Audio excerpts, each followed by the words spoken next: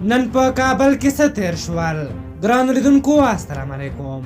د کابل نننی سهار هم خونړی و. لمن یو ځل بیا د بېګناه افغانانو په وینو سره شوه.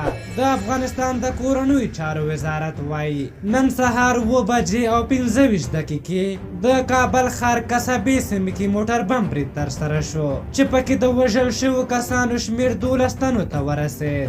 د کورنیو چارو وزارت وایي یاد برید د ټونس موټر په واسطه د کابل ښار د 15مې امنیتي حوزې اړوند قسیم سړک سیمه کې د ګارډ ورلډ په نوم د یوې بهرنۍ امنیتي کمپنۍ په لانډ کروزر ترسره شو.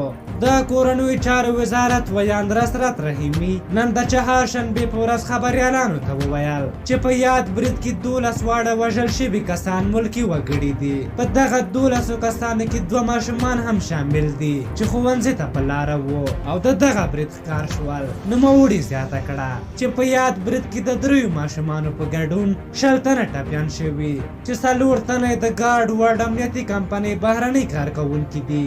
د عیني شاهدانو په وینا چاودنه ډیره قوي وه چې له دې امله د نږدې کورونو ښیښې ماتې شوې او خلکو ته مالي زیانونه اوښتي دي. تر دې دمه د دغې پیښې مسؤلیت چا په غاړه نه دی اخیستی. د دغه برید په تړاو ارګ په خپله اعلامیه کې ویلي جمهور رئیس غني دغه د بشریت ضد جنایت چې ملکي وګړي او معصوم ماشومان پکې شهیدان شول په سختو ټکو وغانده او ویې ویل د دښمن دغه ډول وحشیانه عمل به سولې هوساینې او پرمختګ ته د رسېدو لپاره زموږ د ملت پیاوړې اراده کمزورې نه کړي. په هر حال دغه برید په داسې مهال کیږي چې تېره ورځ د حقاني شبکې د مشر ورور انیس حقاني له زندان آزاد شو. په هر حال په دې هیله چې نور افغانان دغسې غمونه ونه ویني او دغه بدبخته جګړه نوره پای ومومي. د دغسې کوچنیو ګلالیو ماشومانو شهیدانېدل بیخي انسان ناهیلی کوي او د غمونو زغمل یې سخت دي.